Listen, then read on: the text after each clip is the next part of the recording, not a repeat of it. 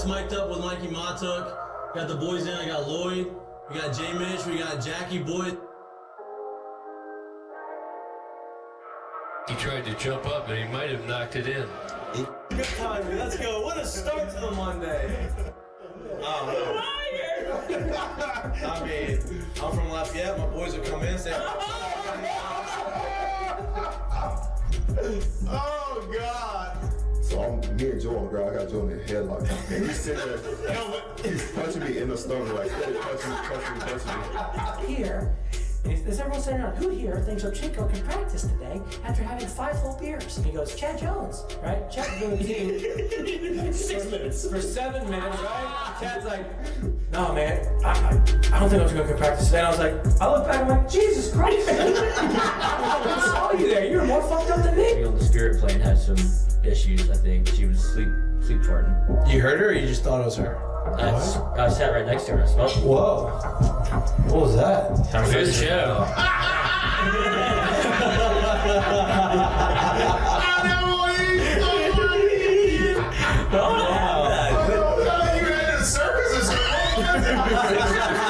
late. Like, I don't even know what I'd be doing. Now, when you do go to spring training, are you going to bring your chinchilla and your turtle?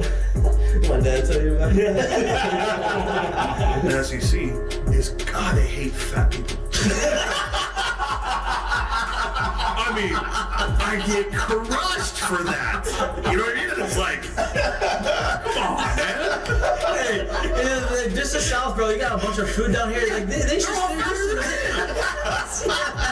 Players, look at Lloyd. You know what, Lloyd? You're looking for a recruiting coordinator, coach. I'm here. He's like, I'll piss my pants right now. No way. We're wearing gray pants, long gray pants. He goes, I'll piss my pants right now.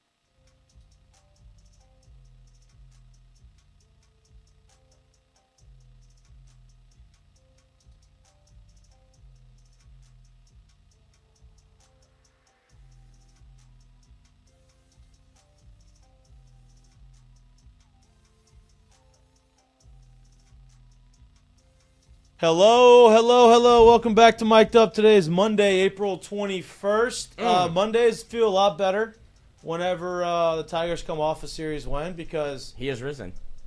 Okay. You're an idiot. Happy 420, Easter. He came back. Jesus Christ, dude. Happy Easter. I think it's what, every 60-something years is when that happens? Jesus comes back every 60 years? 420 on Easter. Oh. You would know. I did not know that. Until today, I didn't even pay attention to that. Because you were high. No, no, I was not. But Mondays are always better when these weekends end in an LSU series win. That happened this weekend. They get back off the mat after getting swept at Auburn. Put themselves as of now, I think they're third in the SEC standings. Talked about this last week. It's going to be a bloodbath. It's going to be a continually changing standings. Obviously, Texas right now is playing really good baseball, and they're not losing. They have a big series this weekend at home against Texas A&M. At home. At home is the big one. They get to play all the big games at home this year. Great scheduling, I guess. Good for job, the SEC. McConaughey. What's that? That's McConaughey's work. Yeah, he must have influenced somebody. But they have a big series. Obviously, Texas A&M playing really good baseball. Should be a very, very fun weekend series. As will the one this weekend we got here in Baton Rouge. Friday, Saturday, Sunday, back on the normal schedule. They play Tennessee at home. Night game on Friday, night game on Saturday. Obviously not a night game on Sunday, but all 3 games should be fun, should be competitive, and should be a lot of energy in the stands. Oh. NFL Draft? Don't tell that to the SEC Network. SEC Network Plus for Friday. Really? They haven't changed it. Hey, Texas gets whatever they So want. Texas on the ESPN? Mm-hmm. Like actual ESPN or is it SEC ESPN? Network. So SEC Network. Where we've moved. Well, to I guess we can it's go ahead and pucker I guess up. it's because they were here this weekend, pretty much all weekend, Eating crawfish. eating crawfish. But I think it's a miss on that one. I get why they're going to Texas A&M, Texas. It doesn't matter. Got to go out there and play the game, and you're going to win the series, hopefully. We will talk to Jake Brown, who is in studio with us, second time on the show, friend of the show. Second time. Reoccurring guest of the show. The captain of the energy of the team is what I've been told. That's what it looks like. A lot of pressure on you, just giving you heads up. Everybody that's come in here has said, man, y'all got to get Jake on the show. He's the guy. So we got you on the show. We've been working on trying to get you on the show for the last month. You made the right decision last week, obviously. Yeah, that was kind of a feel moment. Yeah, it would not be good for you to come on here. It's actually a test. Yeah, I was just testing you. Passed with flying colors. So we're looking forward to the conversation. I mentioned the NFL draft is on Thursday. Will Campbell's supposed to go extremely high. NFL draft's obviously always a production, always fun to watch. Saints fans are going to be watching with a lot more interest than they have in the past because it seems like they're going to draft a quarterback. But knowing Mickey Loomis, somehow they're not going to draft a quarterback, and it's going to be an offensive lineman or somebody else that doesn't really move the needle, and everybody's going to be upset, and it's not going to be a fun night. But hopefully that is not the case. Trade up. We shall see. That's usually what he does. So we Defensive end from Grambling State off the board. no, it'd be like it's more of like North Dakota State. Yeah, someone Bowling like Green. someone like that. Someone that's had a lot of success in like Division I AA or not AA. It's FCS now. Yeah, get it right. My bad. But we're not here to talk about the draft. We'll talk about it when it happens. We're here to talk with Jake Brown. Jared out in Houston, Tejas. Looking nice. Look, I think we decided to match today. We both got the white hoodie, short sleeve hoodie on. Or yours is long sleeve. Nah, because I got sleeves on. Because I got it rolled up. Yours is long sleeve. You're right. Jared's on the show. Lloyd's back from the dead. Lloyd was a zombie last week sleepwalking. He got his meds back. Yeah. He's good, bringing the energy. Just in time for the interview. And as I said, Jake Brown in studio. Jake, appreciate you, dude. Yeah, happy to be here. A little more energized this time. I think when I came on last year, You're a freshman. Yeah, I was still nervous. I don't really know what I'm supposed to be doing. I don't know how you go and talk on podcasts. When we actually we rewatched some of the interview and said, what did we actually talk to him about? It was a lot about pitching and hitting. Yeah. Obviously, the pitching is not happening. Distant memory. You're now a full-time position player. Right. We talked about, hey, would you want to get in the bullpen? You said absolutely not. Talk to the bullpen. You talked to the bullpen. Yeah, I'll talk to the bullpen. I'll get those guys fired up before they come in. I'll help the pitchers in the way that I can when I'm not up there. You are the outfielder / pinch hit extraordinaire / first baseman. Yeah, that's a new one. Right, which has been interesting. We talked about our first base experiences. Yeah. It's people think first is easy. Just stick anybody there. Not easy. No. Not easy. A lot of different angles. Major League back to the minors taught you that. Footwork, that is exactly true. Footwork is a little different. But let's talk about you, right? Last year, freshman year, had a great freshman year. Obviously contributed a ton. This year, feels like you've taken that next step as not only as a player, but as a leader on the team. What has the transition from year one to year two been, and what's the thing? What's the I guess the area that you've improved most on, at least in your mind? Podcasting, yeah, talking. Talking. Speaking words. The transition was fine. Went out to Cape Cod this summer. Was able to play a couple games before I broke my hand and had to come back home. So how'd you break it? I got hit by a pitch. The kid that actually hit me before hit me again. So I think it was intentional. Came at you. Whether it was or whether it wasn't, I got to come home, so that was nice. Who are you playing with? I was playing with YD. YD. Yeah, so I got a... Oh, YD, yeah. YD's got a crazy field. Center field shorter than the corners, yeah. Literally, that's my type of field. I can get behind that, make me look good. So I got to go out there and hit good for 10 games and then come home, so I left while I was hot. Before I hit the Cape slump, Planned it great. Yeah, exactly. I mean, I had a mission, went in there and accomplished it. But so that was fun. And then coming back for this fall, putting in a lot of work, and then being with the guys. I guess where I improved the most isn't really on the field. It's kind of off the field, trying to be a leader in the clubhouse. Just doing what I can to help everyone out. Your role this year has been a lot of different things, as I mentioned, right? You've been swinging the bat really well whenever you get the opportunity to start, right? They've been doing a little bit of a platoon type of thing with you out there in the outfield. Every time you come in off the bench to pinch hit, it feels like you get a hit. I know it's not the case, but it feels like that from a fan, or it's a big moment and you come up and you come through. How do you, I guess, change your mindset from, okay, I'm starting to now I'm coming off the bench? Because coming off the bench and getting hits is hard. Is there something that you do to stay ready? Is it something that is just kind of this innate ability, or is it something that you've had to work for or work through this year? Definitely a little bit of work. Last year, I mean, I got a bunch of pinch hit opportunities. Wasn't really as successful as I was this year. But they kind of line us up really well, and knowing then, like, when we think we're going to go in, like, if I'm not facing the starting pitcher per se, maybe when a righty comes out of the pen, I'll be lined up for that. Right. So it's kind of having a visualization and knowing what I'm getting in there to be ready for, and then hopefully swinging at the first pitch and getting a hit. That's the key. Come in there ready to go, right? There's a lot of guys that I guess Don't give away the game plan. No, but I'm talking about as anybody of a pinch hitter, right? If you come in off the bench, they say, hey, be ready to swing first pitch because you may only get that first one to hit, and so you want to be aggressive. I was not that way, and I was not a good pinch hitter. I tried to work the count, never worked out in my favor. So that's a good strategy. Jay, you got a question for him? Yeah, man. After a tough weekend on the road at Auburn, coming back home and getting those first two, and then like with an opportunity to possible sweep, obviously it didn't happen. But how good did that series feel? And do you feel like y'all kind of found your groove back going into what is obviously inevitable, like a huge weekend this weekend? Right. Coming back home, I mean, actually had a little bit of adversity in the Thursday game. So it's we go down early. I think Cade's out there, and I'm going to dog Cade about it as long as I can, but he's given up too many homers. And our offense was able to kind of get it back, start stringing runs together, and end up coming out and coming on top when, obviously those guys, the pitchers, have been holding us down for a couple weeks, and then when they're struggling, us being able to have their back was huge right there. It's something that we needed.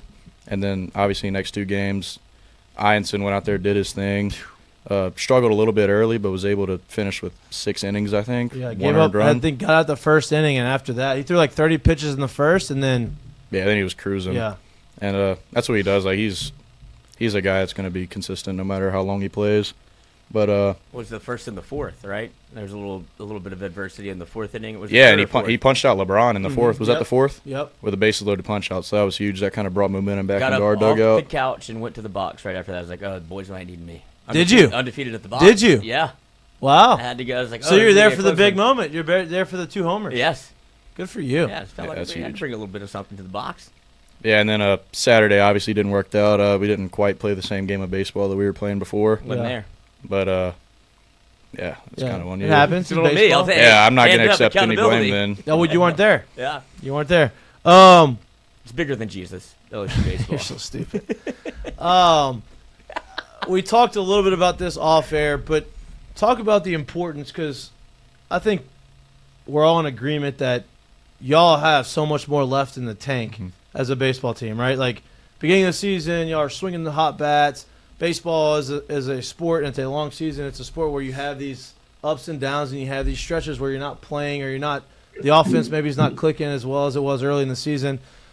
How important is it for y'all to go through a home weekend like this, not swinging the bat probably as well as you want to swing, but able to find ways to win the series, obviously, and set you up to still achieve the goals that you had set before the season started? Yeah, it's huge. I mean, this team has a lot of different ways that we can win a ball game. Like, we're not going to win every game in a slugfest. I mean, we saw that in Oklahoma, but if we start to get into a slugfest, we can also win that. Right. Like the last game against Mississippi State, I think we won, I don't know, it was like 17-8 or something crazy like that. So, I mean, the opportunity to score runs is there. The opportunity to pitch good is there. It's just when we put it all together, like we're kind of doing in the beginning of the year, we'll be a really scary team, and I really don't think that when we're playing our game, there's anybody that can beat us. I mean, I agree. That's what, fans think y'all are robots, and everything should be the same thing every game. Yeah. It obviously doesn't happen that way. To me, it's a better sign that you're able to win those games when you're really not hot and you're grinding and you're trying to manufacture runs in the best way you can. Because Bear Jones is going to get hot again. Milam's going to get hot again. Dickinson's been kind of steady Eddie, but I also don't even think he's hot. He's just grinding through some at-bats. You're going to get hot. It's just the guys, y'all are doing enough to get by and win games, which is important because it just kind of weathers the storm before y'all get to that spot. Jay, you got another one? Yeah, speaking of getting hot and or where you are right now as a offensive unit, do you think that is there any stretch of games this year that you feel like you could point at that you feel like y'all may have hit y'all stride at that point? And I'm not saying like it's hit, it's done, you'll never get it back. I'm just saying, is there any stretch of games where you feel like, yeah, that's us when we're at our peak, or has that not happened yet? I think you look at the Frisco Classic. I think that was, even back to DBU right before then, we were really hot then. I think everyone 1 through 9 was producing, and even guys off the bench were coming in and doing their job. So, that's kind of a little glimpse. I would say I wouldn't even say that's as best as this team can do. But you look at that. You look at I forgot what midweek it was where we might have scored 8 in the first. Was that UL? Mm-hmm. Yep. We scored 8. Cagenomics Classic. Yeah, exactly. We scored 8 in the first for Cagenomics. And so that's kind of what this offense can do. We'll get hits, we'll walk, we'll hit homers, we'll hit doubles, we'll lay down bunts. Whenever all that's working at the same time, it's going to be really scary. Yeah, I think people are not nervous, but people make a big deal about not hitting homers. But, and I've talked about this a lot. It's, when y'all started the season, y'all are scoring a bunch of runs. Y'all are bottom of the SEC in home runs. Then y'all went through a 3-week stretch where I feel like everything you hit was a home run. And y'all got all the way back up to the top of the SEC. And then as the season has progressed, you've kind of been back down at the bottom. But it's such a cyclical thing. Y'all can hit homers. You have a bunch of guys in the lineup that can hit them. It feels like y'all are kind of on the cusp of starting to kind of drive the ball out of the ballpark again. Do you feel that y'all have the lineup and the capability of doing that? Obviously, homers aren't everything, but you mentioned y'all can score in a bunch of different ways. But a home run is definitely a part of it. Yeah, everybody wants to hit a homer every time they go up, no doubt. But Abo tacos into the winter, nice. I'll take them where I can get them. Help me out a little bit. But this team, 1 through 9, all has the ability to lose balls. Yeah. I think Chris Martin, he's our new strength coach that came in. He's got a lot of guys really dialed in, and I think you can see that. Even a guy like Stanfield, who doesn't have any homers right now, is leading our team and maybe the SEC in doubles through SEC play. So, it's a lot of hard contact. It's a lot of guys hitting the ball hard. And as the weather gets warmer and wind starts to carry out more in the box, the homers are going to take care of themselves, I think. Yeah, I agree. And you look at that, we still have guys with a lot of homers. Bear has 12 or 13 homers. Monster has 8. Danny has 8. Yep. Yeah, I think that's what we said. I think there's going to be a bunch of guys on the team with double digits. It may not be, you're not going to have 3 guys with 20, but you're going to have a bunch of guys, I think, with 10 to 15. Yeah, 100%. Guys with 10 to 15, we'll have a lot of guys with 40, 50 RBIs this year rather than the same 120 RBIs coming from the same 3 people. It's not just going to be one spot in the order that's getting things done. Yeah. It's 1 through 9. Everyone's producing. If we have guys on base, they're scoring. Let me ask you this personally: when you're at the plate, right, and you're going through things, do you have certain keys that you focus in on where you feel like, if things aren't going right or you're not seeing the ball well, is there something that you can do to kind of get you back right? There's a video earlier today where I forget who it was someone in the big leagues. And he put a ball out in front of home plate, right? Everybody's got some other drills that kind of keep them whatever. And it was, hey, I'm going to wait till the ball gets here before I swing to kind of bring the ball back. Is there something that you do to kind of hey, this is what gets me back right and where I need to be? Yeah, I like same side angle hitting. So for me, it's almost like a pitcher set up towards the first base side. Yep. Throwing just because when I'm struggling, it's because I'm pulling off most of the time. So that keeps me on the ball. And that's something that our whole team really does. Maybe once a week even. Yeah. Especially today, we were hitting same side breaking balls. Just that's what's going to keep us dialed in. If you can hit a breaking ball coming from the same side, you can hit anything. So just little stuff like that keeps me closed off. It's more of a feel thing than anything. Obviously, I'm not hitting the ball coming from the 100%. Second baseman. But when I know, when I'm driving the ball doing that's when I know that I'm going to be able to hit at my best. Yeah. Jared. Jake, I want to know, because I don't know what your feelings on this is. Underrated part of your game is the speed. Do you take pride in what you can do in terms of running and picking up and putting down? Or you just I don't really give a shit. I just can kind of do this some. And can you beat Mikey in a race? Nope. I'm fast. I know you're I'm fast. Yeah. Yeah, you're fast. People forget about that. I'm a corner. That's why I'm a I corner outfielder. I had to go through the same shit, Jake. I had to go through the same shit. People didn't know I was fast, but I was fast. Why did you go through the same shit? What's going on? I don't know. I think we get profiled. If I'm being honest. Why do you think they pick off when Brownsville's on first? Don't worry about it. I got every pick as soon as I got over to first base. Well, that was warranted. That was warranted. You almost had 40 bags one year. That was warranted. I got it. So we're playing a game, and I'll go like first to home on a double or something like that, and then after the game, or like even when I'm in the dugout, people are like, "You're kind of moving right there." Yeah, I'm fast. Yeah, I can run. Exactly. Get used to it. That was like the first tool that I had. No doubt. That was the easy one. Before I learned how to play baseball, I could run at least. Yeah, that was the easy one. Speaking of run, you had the play this weekend, which was electric, right? And I think that was also shocked him. Well, no. I'm not saying shock because it didn't say it shocked Alabama. Well, and I think what it does is like when you have plays like that, it lifts the energy of everybody. Oh, 100%. Right, and so walk me through that. Right, obviously, error at second. You see it instantly. The ball's in front of you the whole way, and you take out. Once you saw the ball, did you say, "I'm going home"? Yeah, I mean, like I said, I'm fast, so I'm gonna. JJ, our third base coach, does a really good job at kind of like he can watch the ball, but he also knows the kind of intent that you're running with. Like if I'm not running hard right there, I don't think he sends me. Right. So I'm booking. I'm like, dude, if I can help Josh look better, I'm gonna do that. No doubt. Especially like he was almost grounded into a double play, so he was gonna be beating himself up. I know him. I joke with him all the time. But I was like, dude, if I score, that's going to take some of the weight off of Josh. I mean, I wasn't thinking about that. But after the fact, I was kind of like, all right, I helped him out a little bit. But now I see the ball. I'm sliding, almost kind of like a give-me slide because I think I'm dead out. Yeah. And I see the ball, and I'm like, all right, well, here we go. Here we go. So I start running. So you didn't slow up, right? Were you going home regardless? Like even if he didn't send you? Nah, if he stopped me, I was probably going to.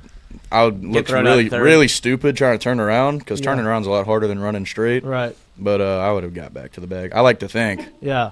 Umpire, very bad call. Oh, immediately went with I mean, it was. I was at the game. I was watching. And I was like, I was watching on TV, and I was like, there is 0% chance, and he was in good position. He was there to make the call. 0% to punch you out. That was the best call he made all day too. But we're there, and I'm running, and I know there's gonna be a play at the play. Like you don't just pick up the ball and not throw it in. And Brady's sitting at home trying to deke me into thinking there's not a play. Like he used to play here. Yeah. Oh, I don't know. He's like, no, fuck that. Like, I know what you're doing to me. I know the play's coming, so I slide, and I'm like getting up and celebrating, and the umpire calls me out, and I'm like, all right, that's wrong. Yeah. Like I don't normally instantly. I say I don't normally. I've been in like 10 reviews already this year. Hey, y'all are good at it. Your profile. I know. Yeah. Y'all are very good at like, hey, challenge. There's a lot of guys that like, oh, do it, and they're always wrong. Y'all are great at it. Yeah, we've been on it. I mean, we have a really fast team though, so I mean, there will be plays that a lot Dickinson of people did it this weekend with the shovel to Bear. Yeah, that's right. You know, he instantly was like, "Hey, challenge it." And I wasn't sure on that one, but he knew, and it was clear as day. Yeah, I mean, that's when you got ball players on the team that kind of have feel for the game like that. Like we're not gonna, to make me look better when I was hosed. Yeah, right. But it's like, I get a run right there, and umpire calls me out. I'm like, that's stupid. You're an idiot. So I'm not gonna say any of that. Review, watch it on the scoreboard. Look at yourself be wrong. The review lasted 15 seconds. Oh, it didn't even get to be on the board. And the board does they a didn't great have time job. to put the replay. Yeah, exactly. That's what I'm saying. I love when they put it on the board too, because then you get to watch the umpire when they're all huddled up, and then they start walking back, and they're kind of hanging their head. I'm like, you made the wrong call. Get the call right. You have one job. And then the video board really does a good job of rubbing it in their face, and they when it holds it there. And they just replay that. They zoom in there, replay the spot where they made the wrong call. And it's like, oh yeah, sucks. Jared, you got one? Jake, I'm sure there's quite a bit of people with 337 like area code phone numbers that's sit at home probably once a week and it's like, I just don't understand why they don't pitch that Jake Brown kid. How's the arm? We're almost 2 years into this thing. How's the arm? And are you still snapping off breaking balls like in warm up? Like, what we got going on? Well, I had an outing this fall and it didn't feel good at all. I couldn't throw for like 4, 5, 6 weeks maybe after my outing in the fall. So I DH'd in a lot of the fall games, and that's kind of where we came to the conclusion. Like, the goal is to be a big league position player anyway, and so I think I can help the team more on the offensive side of the ball. So that's kind of what we honed in and focused on.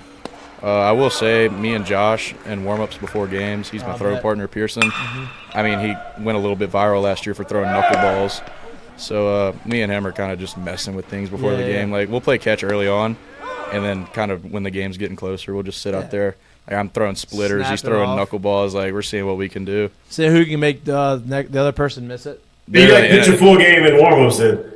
Yeah. I mean, if it gets to the point where you need a little bit of a funk, like if we're in the SEC tournament, we got no guys, but you need 85 with some personality behind it. I can go up there.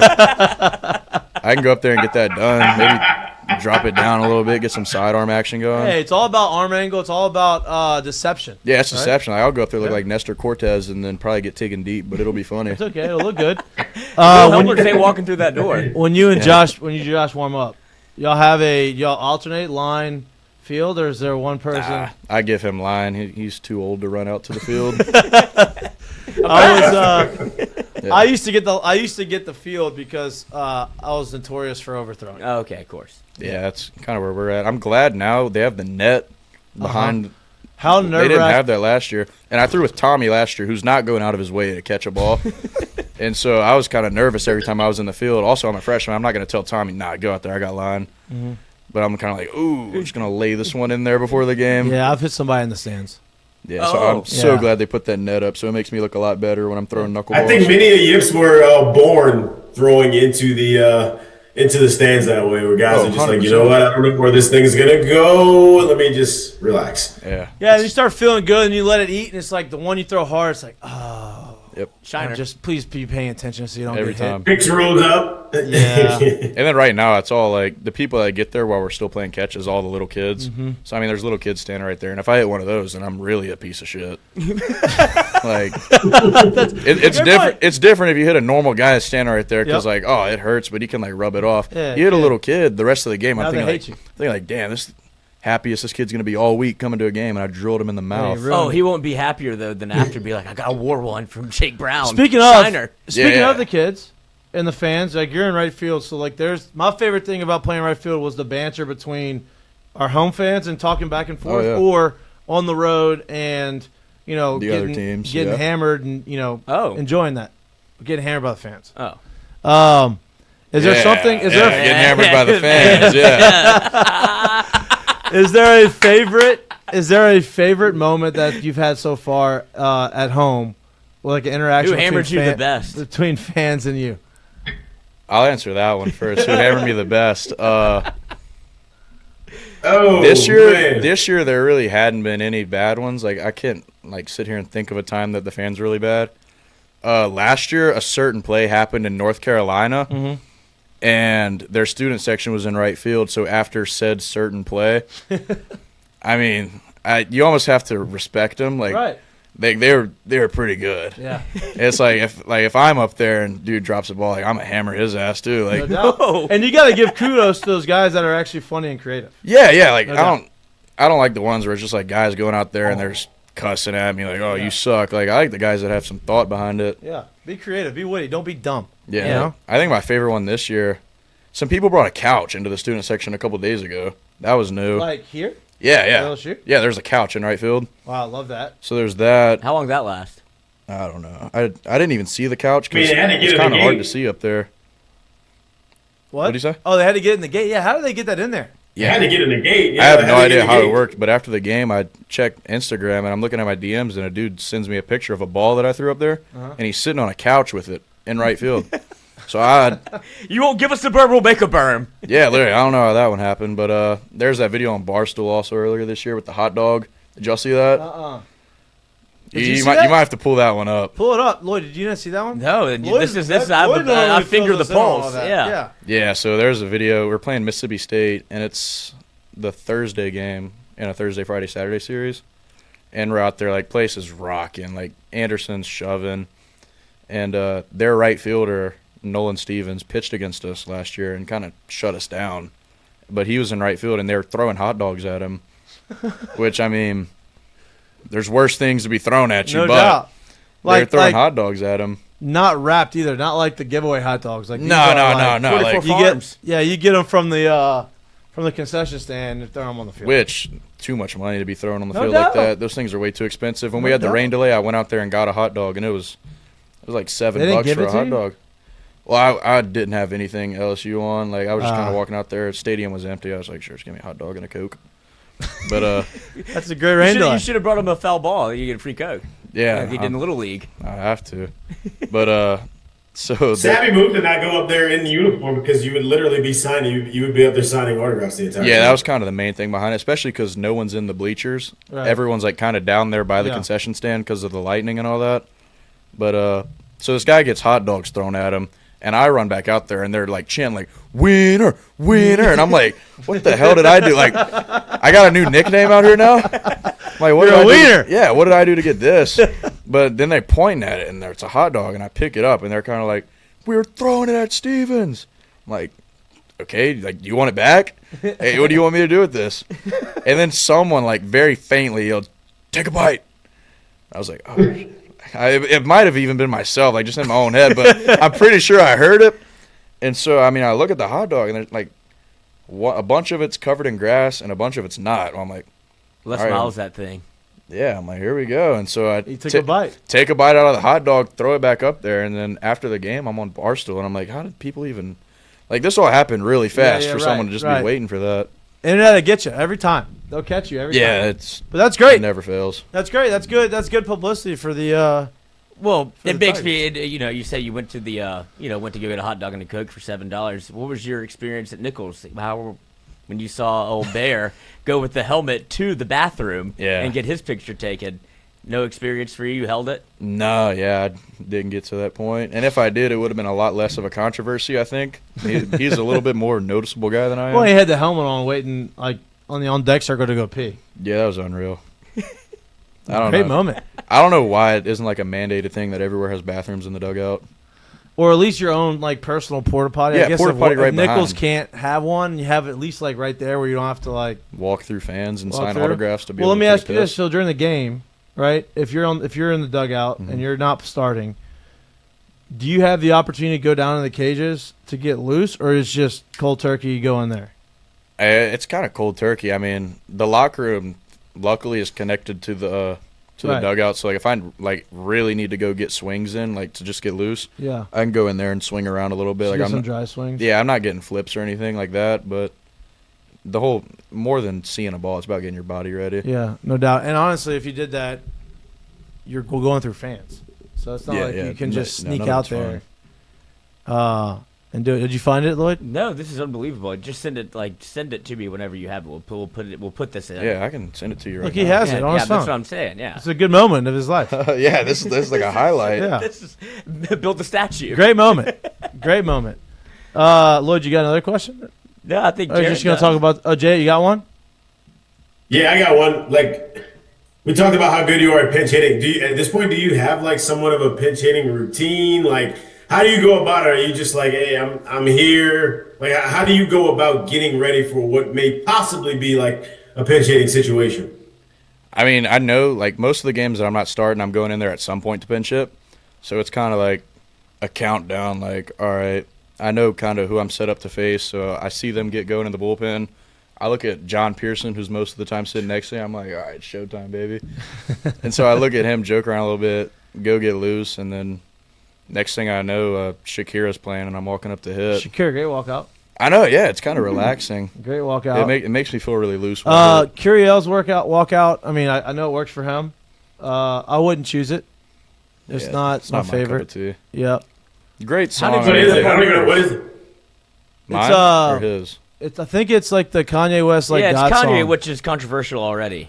Yeah. This is before Kanye, like sort of crazy Kanye, not fully crazy Kanye. Yeah, he had a relationship with his cousin. We found out today. You found out. Yeah, don't look that one up. Yeah, I don't know anything about that. Let's just say it's an oral history. Oh Jesus. Okay. Aaron Beatty's got a good one. That was my walkout in Tampa. Aaron Beatty's walkout. Yeah, I do like that one. That one's good. How'd you end up on yours? It was actually one of my best friends from high school. I had that walk-up song either his junior or senior year. So. So you stole it? Yeah, I texted him before. I'm like, hey, dude, I'm about to use your walk-up song. I loved it. And he probably was like, hell yeah. Yeah, he was like, good. Now I can tell everybody. Yeah, and I stole his from either his sophomore or junior year. I used that one my freshman year. It was Yeah by Usher. Oh, yeah? Like, for the beginning of the year, I used that, and that was one of his songs, too. and it's kind of nice. And then Did you rake? Did you what? That's Usher did that. Usher. Did you rake? Did you ask him if he said did he rape? Rake. My friend or me? No, I thought I hit 260 last year. I thought Lloyd said that. I thought that's what you thought he said. You said that was No. Usher. Okay, I got you. I mean, Usher is also caught up in controversy. Well, okay. Yeah. Yeah. So that's what we He's changed a it. controversial guy. Yeah, Lloyd's trying to start controversy. Is what he's trying to do. Y'all have a lot of guys on the team that are kind of in similar roles as you, right? Guys that come in and out of the lineup. You obviously have a lot more bets than a lot of the other guys, but you and Pearson, some of it's John Pearson sometimes. Larson did it. You have a lot of guys that come in big moments. Fry was doing it early in the season. Yeah. That come in big moments to pinch hit. Everybody seems to be ready and be, up for the moment. Is that something that y'all like? I mean, I know that we talk about you having a routine, but the whole team seems to have that gene, right? That clutch gene coming off the bench. Is that something that y'all work on? Is that something y'all talk about? Is there like a mindset that's going on through the locker room? Is it something that Jay talks to you about to kind of get y'all ready? I mean, it's really just being ready whenever your name's called. I mean, we have a team with a lot of good players. Like most of these guys that you just named that are pinch hitting would be everyday starters somewhere else. Yeah. But we have a lot of guys that are accepted their role and are committed to doing whatever they can to help the team. I mean, everyone has kind of a similar goal in mind. Like, we all want to play for a national championship. We all want to win, and we know that it's going to take all of us. So it's just guys being ready when they get their shot. This weekend was probably circled on everybody's calendar. I mean, circled on all the fans' calendar. I'm sure circled on y'all's calendar. Not necessarily saying any series is bigger than the other series, but, the last two national champions. Obviously, Tennessee has been one of the better teams the last 4 or 5 years. Y'all have had some serious battles with them over the last 4 or 5 years. They're very good. They're coming off a couple weekends where they didn't win series. They know they want to come in here and try to take one from y'all. How excited are y'all for this weekend? And to me, in my opinion, this weekend is going to be the first time that you really feel the energy of the box. Yeah, absolutely. Completely. Is that something that y'all are looking forward to? Yeah, I'm looking forward to it myself because I was here for the Super Regionals in 23. Yeah. So I kind of got to see the box at its full capacity then. And super excited. I mean, Tennessee's a great team. We're a great team. Kind of before the season, these are the two teams that you look at. I mean, our fans are going back and forth on Twitter arguing about where we should be ranked. But everyone's excited. I mean, we've all looked forward to it. It's going to be a great environment, great baseball. Yep. Like I said, obviously they're a really good team, so are we. And hopefully we can help them on their losing streak. Yeah, I would love that. I'm looking forward to it. We're having a big tailgate on Saturday. Feel free to stop by. Feel free to stop by. Feel free to stop by on the way out. Before BP, yeah, on the way out to the game. On the way in. On the way in, that's right. That's right. On the way in, we won't have hot dogs. Pastelaya. Your boy Clay Moffitt's gonna be cooking it, and Will. Yeah, that's money. If Will's gonna be cooking it, y'all come stop by, maybe pregame meal. Yeah, carbo load like Michael Scott. Exactly. Get ready for the game. Have a couple non-alcoholic beers or alcoholic beers if you want. Sometimes it makes you play better. Makes you play better. That maybe. Hey, never know. In high school, he's not 21, right? Yeah, no, I'm only 20. Can't do it. I don't get involved in that. Not in Louisiana, that would never happen. No, especially not guys like us. Like we don't really get involved with that type of stuff. Yeah, not a baseball guy. Not baseball guys. No. Especially baseball guys with a mustache. They don't ever do that. Yeah, no. I'm rocking the 80s porn stash. How'd that? That's just you like. It looks great on you. Honestly, We'll bring that up to Lloyd. I was like 0 for 18. Yep. To start the spring, like in our inter squads. Yep. And I kind of like I had a little bit of a mustache and I had a goatee. While I was struggling, I was like, all right, stash. Nothing's wrong with my swing, I don't think. Right. I'm shaving the goatee and I'm growing the stash. And the next day I went 4 for 4 with a homer off Kaysen, who I still dog him about, but I'm also thankful for him. So I was kind of like, dude, thank you. That kind of got me going. Yeah. Thanks for leaving a slider over the heart of the plate. Appreciate it, and hadn't done it since. Yeah. I mean, I got hot. He finally decided to lock in and be the best closer in the country. Yep. So that worked out. That's great. If it didn't work out that way, would you have gone soul patch? Oh, come catcher? No. Yeah. That was never going to be an option? Nah. Okay. I didn't say that. Lloyd said that. That's just what I've heard. Yeah. Look, Lloyd's making up for last week. Yeah, it's a little down the dumps. Lloyd didn't give us any personality last week. Now he's trying to start controversy on the show. Hey, look, we got a couple questions in the chat. Oh, no. Ask Jake. Yeah. How long are we rolling with the stash now that we're talking about it? Till the wheels fall off? Yeah, I'll have it in my open casket funeral. Yeah. Hopefully. Hey, be careful. That happened to my grandfather. All of my mother and all of her sisters cut his hair when he was in the casket. Tried to keep it, then they lost it.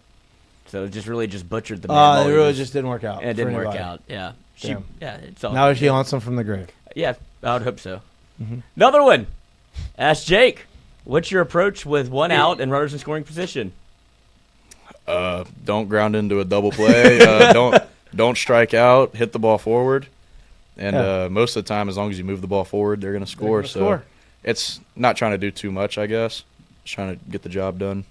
There's the questions we get in the chat. That is the questions we get in the chat. Yeah, I got one after an Auburn game where it was the top of the 8th. We were down a little bit, and I hit a single the other way to score a run. Question directly after the game was, you hit that single to score the run right there in the end of the game. Is that kind of what y'all are trying to do on the offensive side of the ball? Yeah. I'm glad you said that, right? Because there's a big contingent of fans. Like I said, they think that all baseball players are robots. And so they're flying out too much. They need to shorten their swing halfway, hit the ball on the ground. I'm trying to explain that that's not how hitting works, because the minute you start changing the way you swing at a pitch is the minute you start not hitting anything, and you kind of go down the shitter. Can you kind of explain, as a hitter, like, you have an approach, you stick with your approach, you have your swing, how important it is to stay with your A swing and not try to adjust your swing based off of a shift or anything like that? Yeah, absolutely. I mean, what we talk about a lot is getting our swing off. And, I mean, the last thing that you want to change when you're kind of going through a little slump or anything is your swing. It's more not the pitches that you swing at. Yep. Like, so, I mean, if you're flying out a lot, stop swinging at a pitch high in the zone. Right. I mean, I say that. It's not that easy. Exactly. But, I mean, like, you're going to think about things like that before you're thinking about changing your swing or trying to, like, just push the ball the other way. Like, we put countless hours. I don't know how many hours we put into training our swing.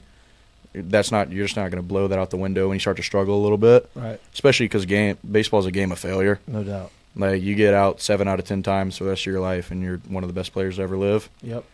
But, yeah, so the first thing that you change is the last thing that you change, and it's just kind of your approach. Like, swinging at a pitch that you're going to hit hard.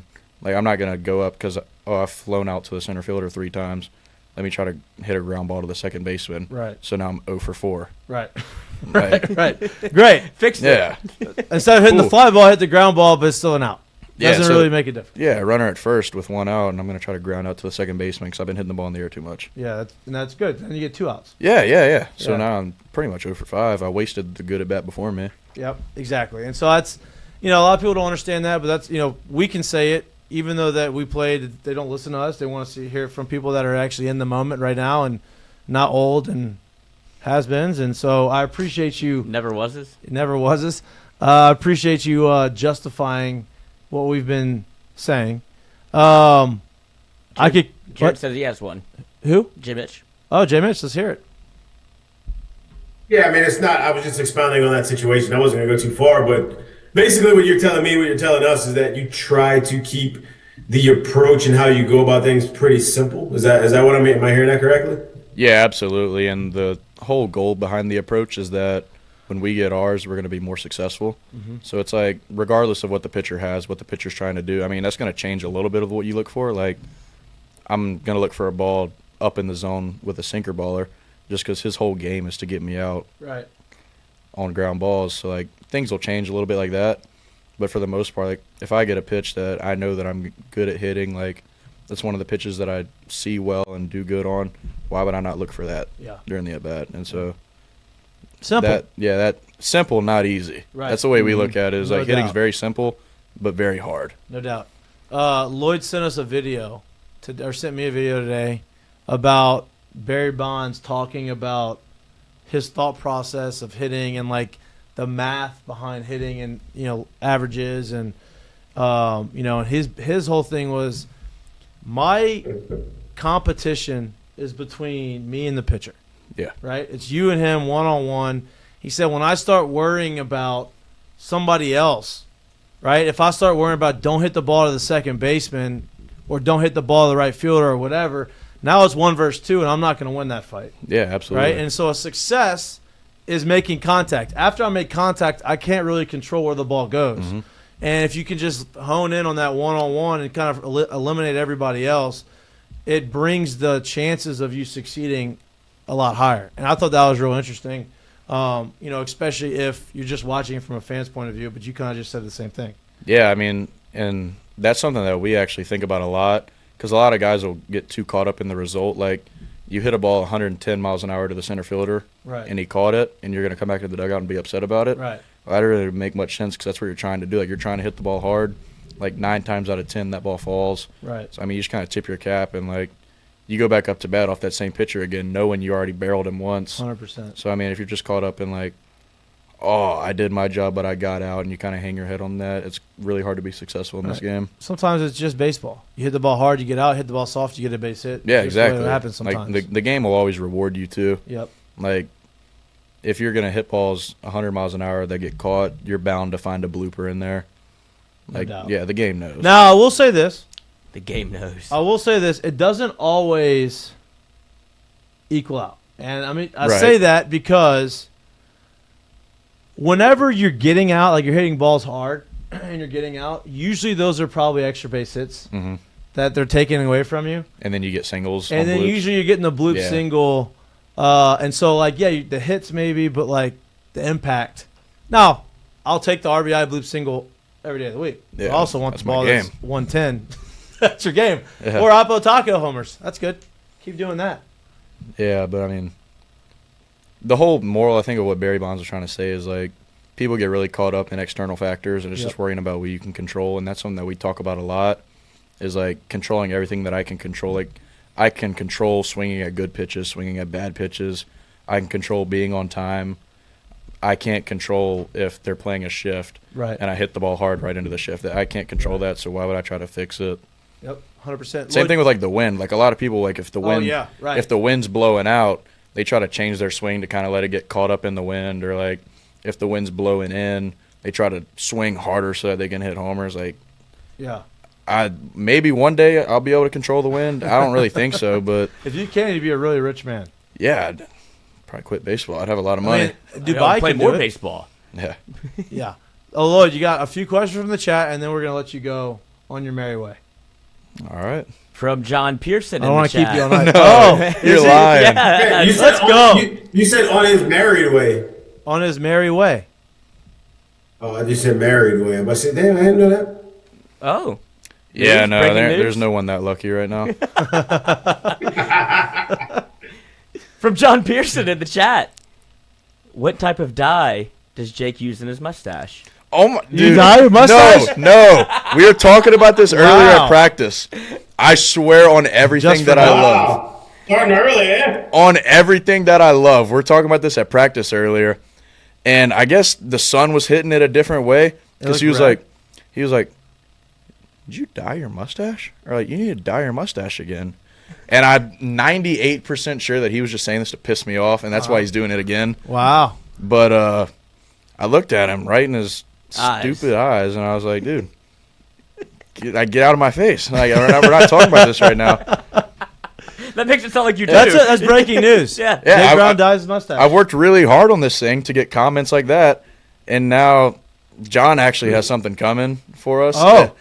I don't want to be the one to say it, Yeah, yep, okay. but he's got something coming in the dye department Get himself. so ready. Keep your head on a swivel, John. He might be asking, like, for genuine, like, wondering. Advice. Oh, he's got a Maybe couple he's about to do grades. something crazy in a couple of days for a big Oh. series. Oh. I like that. But we'll see. Do you do any maintenance? Like you brush? Do you oil? Do you trim? No, that's not the kind of- mustache life, yeah. brother. Okay. You just kind of got to let it do its own I don't thing. know if he was like the groomer guy, like a mustache things like No, that. mine's not good enough to where I have to groom it. Mine just kind of sits there. At least you can grow one. I can't grow one. Mikey dyes his hair. That's why he's avoiding the. I do the not dye my hair. Mm-hmm. Look Do at not. Hey, that. there's nothing wrong with Rogaine. I do not dye my hair. Ask Now- John's brother. Ask John too. Yeah, Ask the Alabama first base coach. yeah. Nothing wrong with Rogaine. It's okay. It happens. It's genetic. It's a genetic thing. There's nothing you can do unless you go to Turkey, and you can fix it. Yeah, for cheap. Well, they You say looked that. into it? I don't believe it's for cheap. Your hair's fine, Michael. Yeah, my hair's fine. Yeah. I just have a big forehead. I do not dye it. A 5-head, some would say. Yeah. That's it. If they're lucky. That's it. Any more? 40 time. Huh? Ask Jake. 40 time. 40 time? Oh, I couldn't tell you last time I ran a 40. 60? 60, my best ever that I ran was a 6.3 in high school. That's moving. Yeah, like I'm fast. It's not like I'm making this up. No, and I believe it 100%. Well, even Chris, the strength and conditioning coach, they were doing an interview with WAFB, and they're like, obviously Chris Stanfield faster on the team. He's like, sneaky, hold on, Jake Brown might be in that conversation. Yeah, Stan's got me beat. He's like a different level of fast. Yeah. But I hold my own sometimes. No, you do. Listen, I am on that. I'm on your side. I know that you're fast. I've seen it. You've shown everybody that you're fast. Nobody should be shocked. Nobody should be shocked anymore. You should do the Mikie trick he did. So to prove to people that he was fast, he pulled his pants up so they could see his calves. So he started going to I just don't have good calves. I did that, and I did do that. Yeah, he doesn't. I feel like you don't think I'm athletic. I'm gonna try to make my uniform. How are you wearing your pants up, Mikey? Huh? In pro ball, yeah. Yeah. I was like, I'm so sick of people not thinking that, like, I was athletic and I could run. I was like, I'm going to make myself look more athletic. So I pulled my pants up. Grew a mustache. Good for you. Did not. I can't grow a mustache. I'm not good at any of the facial hair stuff. John Pearson, back in the chat. No, he definitely dyes it. We'll take a sample and go get it tested. Yeah. You know, we'll see how it Seems all natural. I'm still on this train. What kind of dye do you use? I'm not answering that question. All natural. I'm not entertaining him anymore. Your throat partner. I'm on this train. You saw the Pittsburgh Pirates do it. Can we bring the fighting back? Fighting necklace? Did you ever? Oh, It's coming back. It's coming back a little bit. Jared's actually worn one for most of the games that we've played this year. Wow. I'm telling you, I was on this train early. You brought this before it even happened. You said we should bring fighting back, and all of a sudden the Pirates are wearing fighting necklaces. And we got Bear Jones in a fighting. Good. Fight 10. Fight 10. That's it. At first you said fight, and I'm like, whoa. Yeah, we fighting. We're ready. Well, What the hell's Paul doing before games? So we expect a Pearson, maybe Milam style. Whoa. He's not going to say anything. I'd say it, just be a little No surprise. comment. It needs to be a surprise. He wouldn't be able to pull that one off. Yeah, Milam came in here. He had the. I mean, not many people can pull that off. He can pull it off. Well, I mean, yeah, he's already pretty ugly to begin with. So, I mean. Distracting. Yeah, he has to do something to stand out besides be a dwarf. Hey, little guy got some juice, though. He does, yeah. I mean, I can't hate on the guy. He's a good ball player, does everything good. Yeah, I love it. He's an electric. This is why the locker room's good, because everybody can make fun of each other. Oh, that's literally, like, we joke with each other, but at the end of the day, like, everyone would go to war for each other. Like, I'd go to war for Steve every day of the week. No doubt. I mean, I'd probably have to because, like I said, he's really small. But I don't know if y'all see during the games, he swings with a bat weight on while he's in the on-deck circle. Oh, yeah.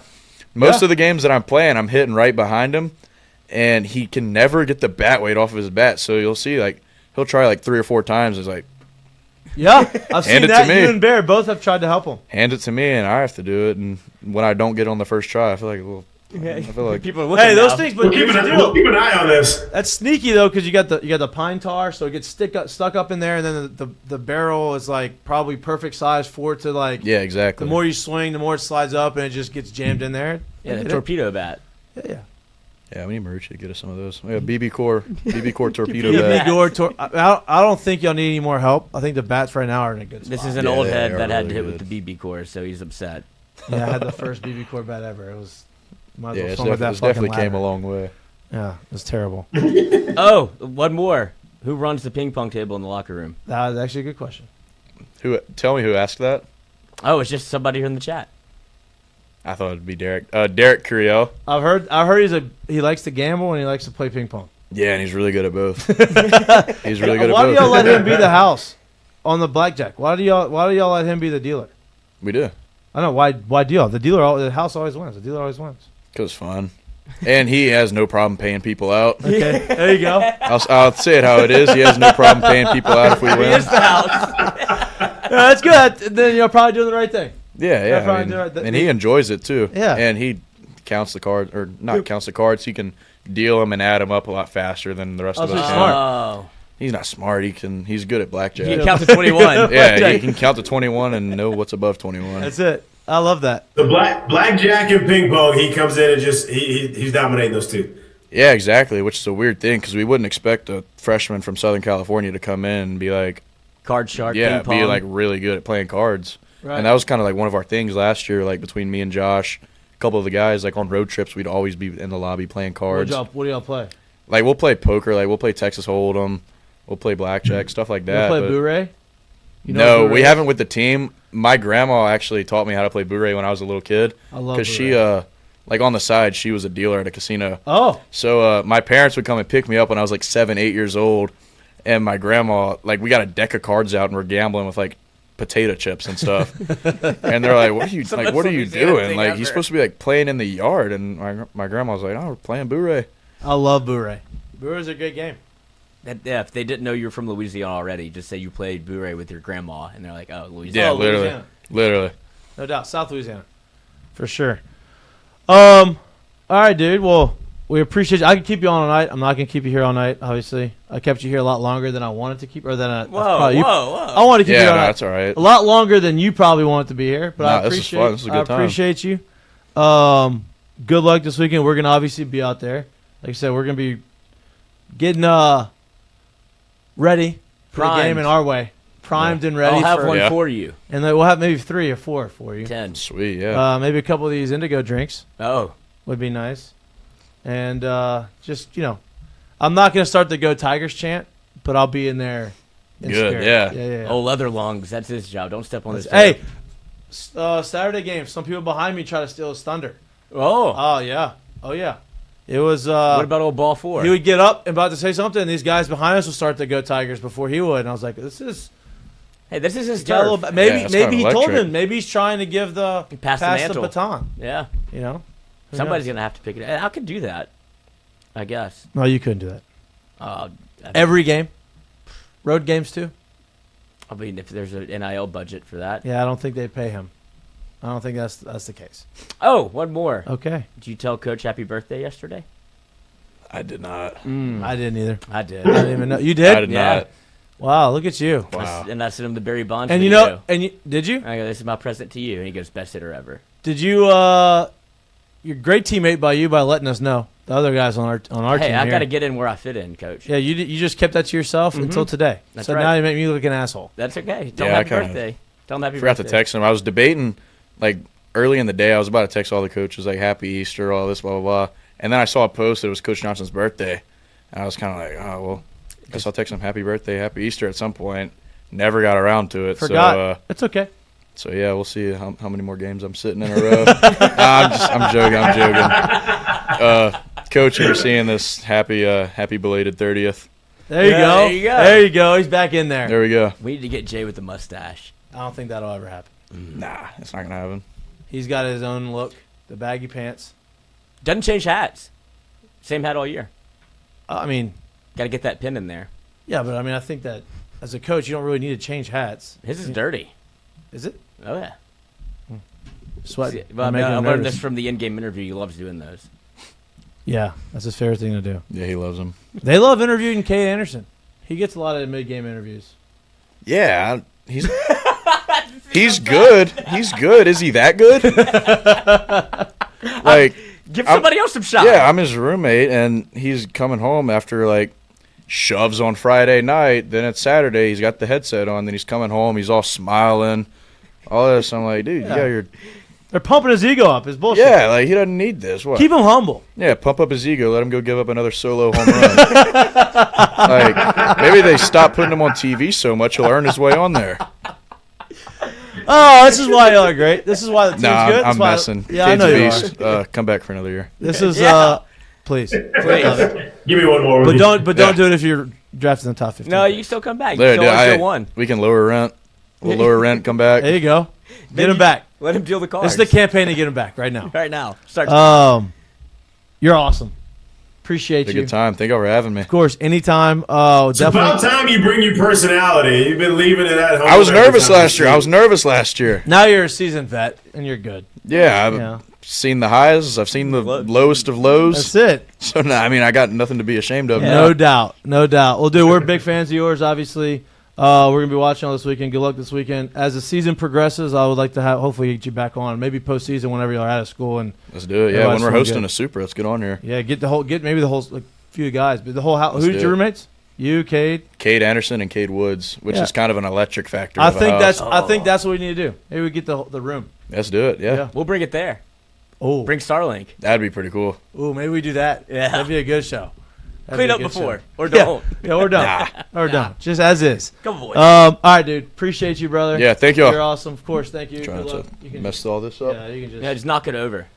Well, that's, we got more. All right. Appreciate you, dude. Thank you. Yep. Appreciate you, brother. Thank you. Yes, sir. You're the man. Later. New host? I think so. He should be part of the show. Yeah. Let's keep him there. Just we should just put the headset in while he's playing. Oh, that's what he needs. That's what we need. That's what we need. If Cade Anderson's going to get all the shine. Yeah, I think that'd be a good addition to the Mik'd Up. That would literally be Mik'd Up. Okay. He answered the bell for everybody else that put all the pressure on him to come in here. See the eyes. Very, very, very much showed his personality. Very much showed why he is probably one of the leaders in the clubhouse. Taking digs at a bunch of guys on the team, which is awesome. Mm-hmm. If you never played sports, you've never been in a locker room, you may say, "Man, why is he talking shit on all of his teammates?" But if you've been in the locker rooms before and you've been on good teams, you realize that is why he is so universally liked, because he has the ability to do that, and everybody respects him, and that's what makes everybody close because of that type of banter. So that's good to see. Yeah, but I'm also gonna believe there's actually banter, right? Like he's not just the one giving it. I'm doubt. Pretty sure, seemingly, he didn't have a problem with receiving it as well. So that's part of it as well. Like he can give it out, he can dish it, he can actually take it on the other side of it, and he's also cool and can continue walking, man. I think, like you said, seeing some of the highs and seeing some of the lows he had last year, and just being the actual person that he is, and this is all kind of coming together for him, and he's being able to kind of come out and be himself even more, and it's cool to see. Yeah, I'm glad we talked more about him and got to see his personality than more about recapping the game, because that's boring. We can do that. He doesn't need to recap it. We talked about a couple plays. Obviously, his base running on the error at second base that he ended up scoring from first base technically on that, which was electric. Obviously, brought a ton of energy to the stadium and to the dugout. And kind of showed his athleticism there, and then his Oppo homer pinch hit on Saturday. That kind of got him back in it for a bit. Great interview. Lived up to expectations. Yes. Do we want to recap the games this weekend, or do we want to go into around the SEC? How do we want to do this? What do you want to talk about? I do think that there's some conversation to still be had about what LSU did this weekend as.